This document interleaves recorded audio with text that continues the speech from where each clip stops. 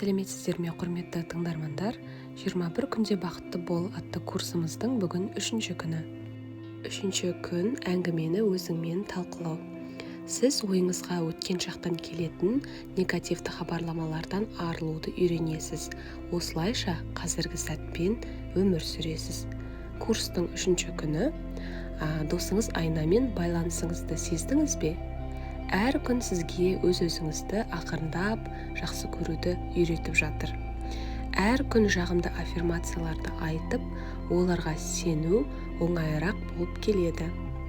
Өзіңді жақсы көрудің ең керемет тәсілі ол өткен шақтағы барлық негативті хабарламалардан арылып, қазіргі сәтпен өмір сүру. Сондықтан өз-өзіңмен сөйлесу өте керемет өзгерістерді алып келеді. Біз ойша өз-өзімізбен сөйлесеміз.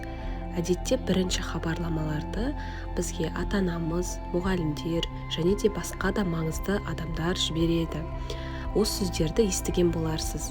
Бала сияқты айқайлама, сен ешқашан бөлмеңді жинамайсың, неге төсегіңді жинамайсың? Сүйікті бала болу үшін сізге не айтады, соны жасадыңыз. Жас кезіңізде бір белгілі нәрсе істесеңіз ғана сізді қабылдайды деп ойлағансыз. Сізді жақсы көру үшін және қабылдау үшін шарттар болатын. Бірақ адамның сізді қабылдауы олардың өз құндылықтарына байланысты. Сіздің өз-өзіңізді бағалауыңыз, яғни самооценкаңызға мүлдем қатысы жоқ. Біздің іштей өз-өзімізбен сөйлесуіміз маңызды. Егер өзіңізге аянышты қарасаңыз, өмір мәнсіз болады. Жақсы көріп, бағаласаңыз, өмір таңғаларлық қуанышты сыйға айналады. Егер өміріңіз бақытсыз, өзіңізді нашар сезінетін болсаңыз, ата-анаңызды кінәлай салу оңай. Бәрі де солардың қателігі деп. Алайда осылай жалғастыра берсеңіз, қазіргі халіңізде проблемалардың арасында қалып қаласыз. Біреуді кінәлау сізге өзгерістер әкелмейді. Сіздің сөзіңіз үлкен күшке ие. Не сөйлесеңіз, соны мұқият тыңдауды үйреніңіз. Егер іштей негативті, кінәлайтын сөздерді естісеңіз, оларды өзгерте аласыз. Егер негативті әңгімені естісем, мен барлығына айтып шықпаймын, одан сайын шиеленісіп кетпесін деп ойлаймын.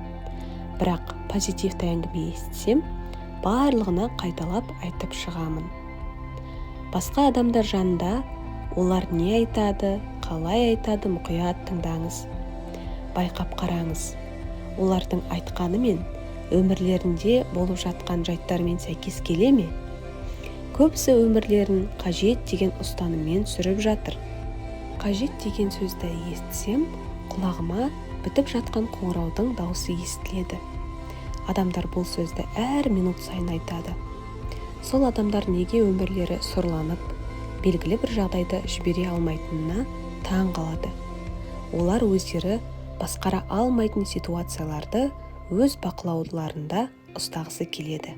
Олардың бар ойы өздерін және жанындағы адамдардың өмірін бақылауда ұстау.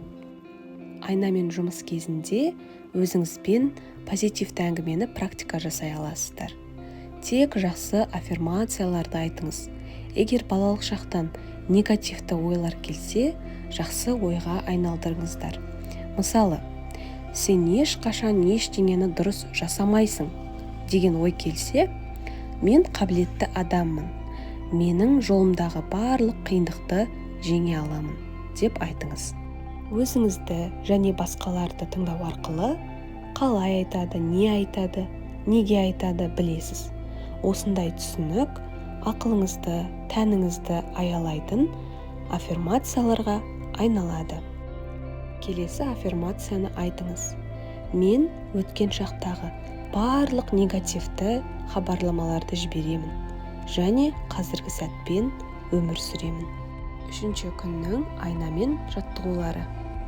Жуынатын бөлмедегі айнаның алдына барып тұрыңыз немесе отырыңыз. Көзіңізге қараңыз. Келесі аффирмацияларды айтыңыз. Мен өзіме не айтсам да махаббатпен айтамын. Тағы да қайталаңыз. Мен бұл айнаға қарап тұрып не айтсам да махаббатпен айтамын. Егер сізге балалық шақтан негативті ойлар келетін болса, мысалы, мен ақымақпын, мен әдемі емеспін деген сияқты ойлар келетін болса, ол ойларды мына аффирмацияларға ауыстырыңыз. Мен ақылдымын, ойлағанымнан да парасаттымын. Мен гениймін, мен творчестволық идеяларға толымын. Мен сұлумын, мен махаббатқа лайықтымын. Өзіңіз бір-екі аффирмация тауып, сол аффирмацияларды көп рет қайталай беріңіз. Сізге өте ыңғайлы, жайлы болғанға дейін қайталай беріңіз. Және де айнаның алдынан өткен сайын осы аффирмацияларды қайталаңыз. 3-ші күннің жазба жаттығулары. Күш сіздің ішіңізде. Енді ойланыңыз, сізбен негативті бір жағдай бүгін болды ма? Немесе сіз негативті жағдайды естідіңіз бе? Сол негативті жағдайды сіз қанша адамға айттыңыз, соны жазып шығыңыз. Және де ертеңгі күнге бір позитивті жағдай дайындап қойыңыз. Сол позитивті жағдайды көп адамға қайталап айтып шығыңыз. Келесі, бізде міндетті деген сөз. Осы міндетті деген сөзді қалай ауыстыруға болады? Сол сөздерді жазып шығыңыз. Мысалы, міндетті демей-ақ керек, мүмкін деген сөздермен ауыстыруға болады. 3-ші, өзіңізге ұнайтын аффирмацияларды жазып, айнаға жапсырып қойыңыз. Оны көрген сайын қайталайтын боласыз. 3-ші күннің ойы. Сөздік қорымыздан міндетті деген сөзді алып тастауға тырысайық.